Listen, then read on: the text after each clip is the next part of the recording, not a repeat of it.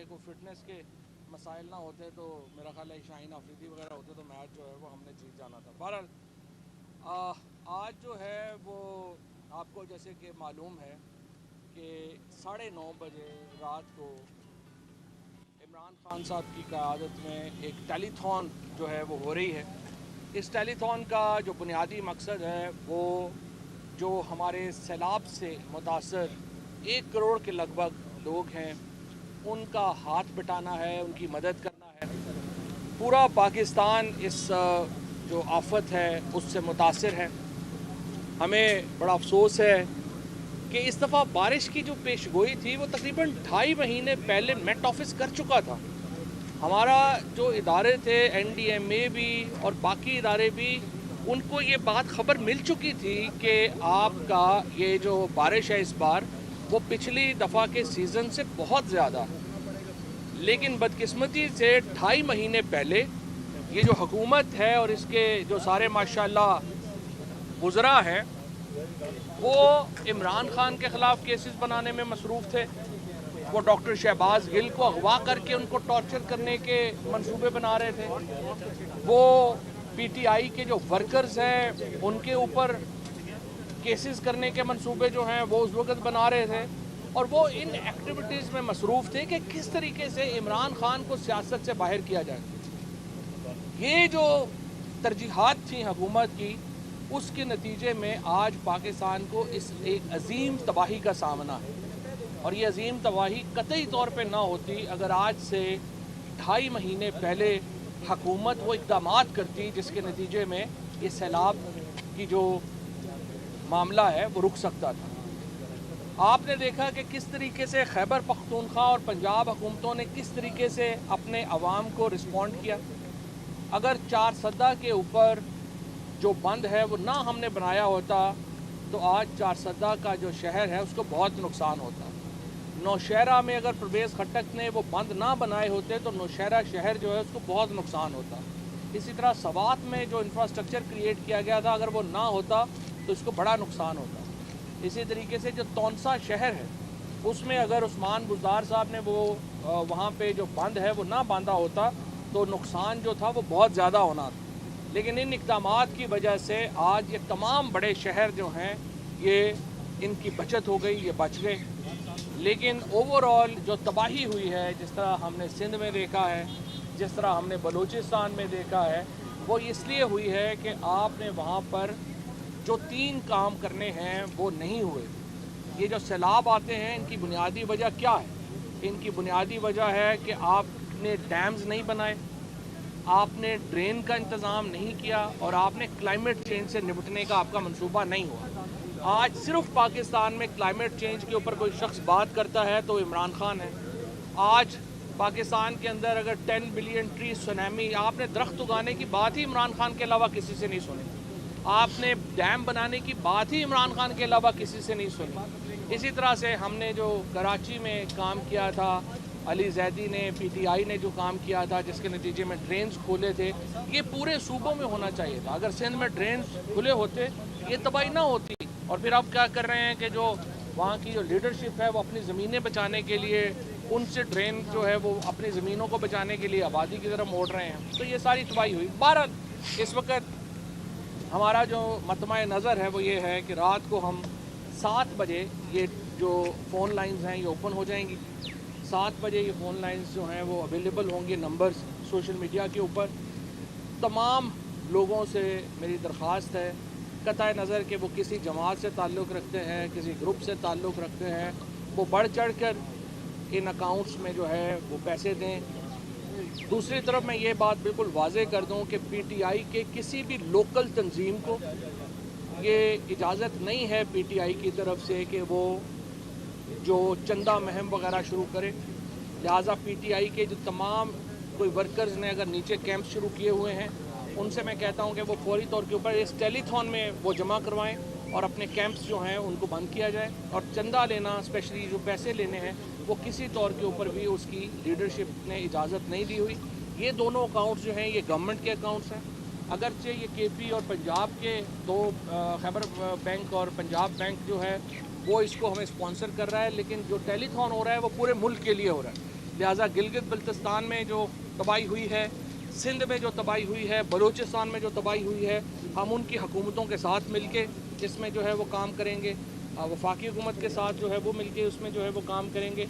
लेकिन असल जो हमारा मतमा नज़र है वो ये है कि किस तरीके से फौरी तौर के ऊपर लोगों को क्या रिलीफ जो है वो दी जा सकती है। और उसके लिए मेरी अपील ये होगी, आज मैं इस्लामाबाद हाई कोर्ट का भी शुक्रिया अदा करना चाहता हूँ, जिन्होंने आज़ादी इजहार के ऊपर जो एक बैन लगाया गया था इमरान खान की स्पीचेस के ऊपर, उसको आइन से मुतसादम करार देते हुए उसको मुअत्तल कर दिया पैमरा के फ़ैसले को। और इंशाअल्लाह अब ये ज़्यादातर जो हमारे टेलीविज़न नेटवर्क्स हैं उनके ऊपर भी ये टेलीथॉन जो है वो हो रही होगी।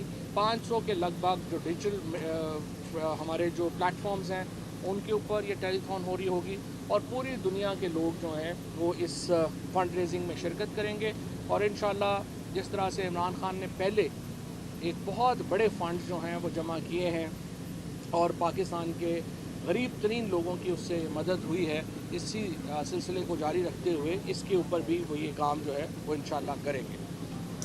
अब आइए इस मामले की तरफ जो आज मैं भी देख रहा था, मिफ्ता इस्माइल साहब की प्रेस कॉन्फ्रेंस हुई है।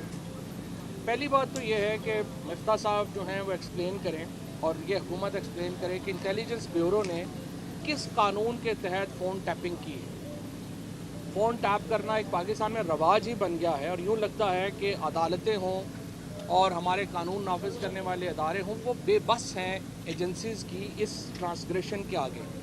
जजेस के फ़ोन टैप हो रहे हैं, हमारे आला तरीन जो एहलकार हैं उनके फ़ोन टैप हो रहे हैं पाकिस्तान में। इसका मतलब ये है कि कोई प्राइवेसी लॉ है ही नहीं। हालांकि आर्टिकल 14 जो है पाकिस्तान के आइन का वो राइट टू प्राइवेसी देता है, आर्टिकल 9 है, 10 है, 14 है, ये तमाम आर्टिकल हमारी जो प्राइवेसी है उसको प्रोटेक्ट करते हैं। लेकिन ये जो गुफ्तगू लीक हुई है, अगरचे इसमें कुछ टोटे जोड़े गए हैं, 100% गुफ्तगू इस तरह से नहीं हुई, इसके बावजूद इसका जो बुनियादी नुक्ता है उससे हम बिल्कुल पीछे नहीं हट रहे। जो बुनियादी नुक्ता उठाया है शौकत तरीन ने, नौसन लगारी ने और झगड़ा ने, ये बिल्कुल सही बात है। मैंने पहले ही कह दिया था, जब तक IMF का फुल डिस्क्लोजर नहीं होगा उस वक़्त से पहले हम इस वक्त IMF के प्रोग्राम में जाके इन्होंने हमारी कमर तोड़ दी।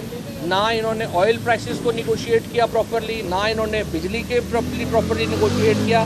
बिजली के बिल देना आज आम आदमी के लिए उसकी कमर टूट गई है। सफ़ेद पोश आदमी बिजली का बिल दे ही नहीं पा रहा। तेल की कीमतों में इन्होंने अंधों की तरह इजाफा किया है। तेल की कीमतें आम आदमी के बस से ही बाहर हो गई हैं और हर चीज़ ये कह देना कि नहीं IMF कह रहा था तो इसलिए हमें करना पड़ा, ये कोई जवाब नहीं है। इस तरह से मईशत नहीं चलती। अगर आपने सारी मईशत ये जिस तरह से चलानी है कि आपके जो मिडिल क्लास है उसकी कमर ही टूट जाए, वो खड़ी ना हो सके, कीमतों में इतनी कमी हो जाए, इतनी ज़्यादा इजाफा हो जाए। आपकी सब्ज़ियाँ इस वक्त देखें किधर चली गई हैं। सब्जियों की कीमतें इतनी ज़्यादा हो गई हैं कि हमारा किचन जो है वो लोगों के बंद होना शुरू हो गए। बेरोज़गारी आपकी इतनी ज़्यादा हो गई है, आपके लिए इस वक्त फैक्ट्रियां चलाना नामुमकिन हो गया है, क्योंकि आपकी जो इस वक्त फैक्ट्रियों के हालात हैं उनमें एनर्जी प्राइसेस इतनी महंगी हैं कि वो इस वक्त फैक्ट्री चल ही नहीं पा रही। लिहाजा आप फैक्ट्रियां बंद करके मईशत कैसे चलाएँगे? सिर्फ कर्ज़े के ऊपर मईशत नहीं चलती। बिल्कुल वाज़ेह बात है, हम इस वक्त जो सूबे हैं हमारे वो इस वक्त सैलाब से तबाही हो गई है। पिछली दफ़ा जब कोरोना आया था तो इमरान खान ने बात की थी IMF के हेड से की थी।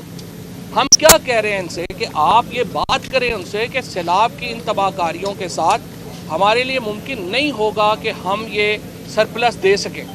अगर ये गद्दारी है, अगर पाकिस्तान के अवाम को रिलीफ देना गद्दारी है, ये तरीके इंसाफ की करती रहेगी। हमारे पास इसके अलावा कोई ऑप्शन नहीं है। आपने गरीबों की कमर तोड़ दी है और उसके ऊपर आप इंसिस्ट कर रहे हैं कि नहीं, हर सूरत में हमने IMF के प्रोग्राम को इसी तरह से ही वो जो है वो लेके जाना है। आप इस तरह लेके नहीं जा सकते। आपको सूबों की रिजर्वेशंस को सामने रखना होगा। आपके पास इतना वक्त नहीं था उस वक्त कि आप तैमूर झगड़ा के साथ और पंजाब के फाइनेंस मिनिस्टर के साथ बातचीत कर सकें। और मिफ्ता इस्माइल साहब की जो कारकर्दगी है उसके ऊपर हमसे ज़्यादा तो नून लीग के अपने लोग तनकीद कर रहे हैं। आप आबिद शेर अली की प्रेस कॉन्फ्रेंस देखें, आप हनीफ अब्बासी की प्रेस कॉन्फ्रेंस देखें, खुद नवाज शरीफ साहब ने जो सोहेल वड़ाई साहब के साथ गुफ्तगू की वो अब आपके सामने है। सो मिफ्ता इस्माइल तो इस वक्त مجھے یوں لگ رہا ہے کہ صرف پی ٹی آئی کی جو تنقید کا معاملہ نہیں ہے، وہ تو اپنی پارٹی میں شدید تنقید کا اس وقت سامنا، وہ کس منہ سے جو ہے وہ اس وقت شوکت ترین کو اور جھگڑا کو اور ان باقی لوگوں کے اوپر جو ہے وہ اس وقت تانے دے رہے ہیں ان کو. آپ کی تو اپنی پارٹی میں آپ کی کوئی پوزیشن نہیں ہے. سو لہٰذا میں یہ سمجھتا ہوں کہ اس وقت پاکستان کے عوام کی جو ریزرویشنز ہیں، جن کا اظہار اس فون کال میں ہوا ہے، یہ بالکل درست ہے.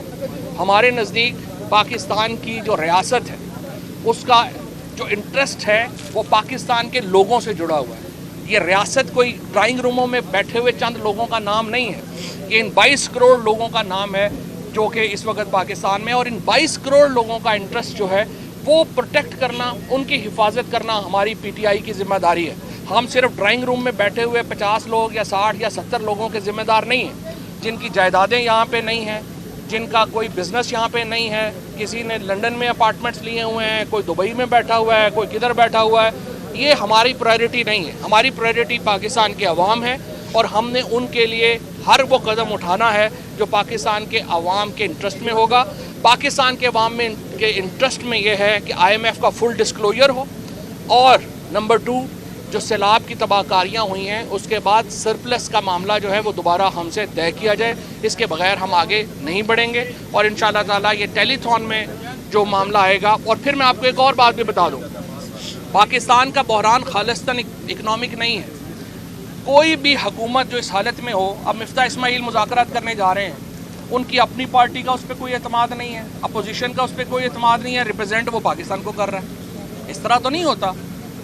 آپ کی جب تک پوزیشن نہیں ہے آپ نہیں اس کو جو ہے وہ کر سکتے، پاکستان کو ریپرزینٹ آپ نہیں کر سکتے. لہٰذا بڑی امپورٹنٹ، اگر مفتاح اسماعیل کی جگہ میں ہوتا یا کوئی بھی اور آدمی ہوتا، وہ اس نے اپنی پارٹی کی تنقید کے بعد ریزائن کر دینا چاہیے تھا اور کہنا چاہتے جس بندے کو لگانا چاہتے ہیں آپ لگا لیں. اب آپ کے اوپر نہ اپوزیشن کا اعتماد ہے، نہ آپ کی اپنی پارٹی کا اعتماد ہے، لیکن آپ انسسٹ کر رہے ہیں کہ پاکستان کی نمائندگی میں کروں گا. یہ تو نہیں ہو سکتا. اس کے بعد جو امپورٹنٹ بات یہ ہے کہ جو تیمور جھگڑا نے اور محسن نے جو پوائنٹس اٹھائے ہیں وہ بڑے امپورٹنٹ ہیں کہ آپ ان کا جواب دیں. جواب دیں گے ہم آپ کا ساتھ دیں گے، جواب نہیں دیں گے ہم سمجھیں گے پاکستان کے عوام کے انٹرسٹ کے خلاف ہے، ہم آپ کا ساتھ نہیں دے پائیں گے. شکریہ.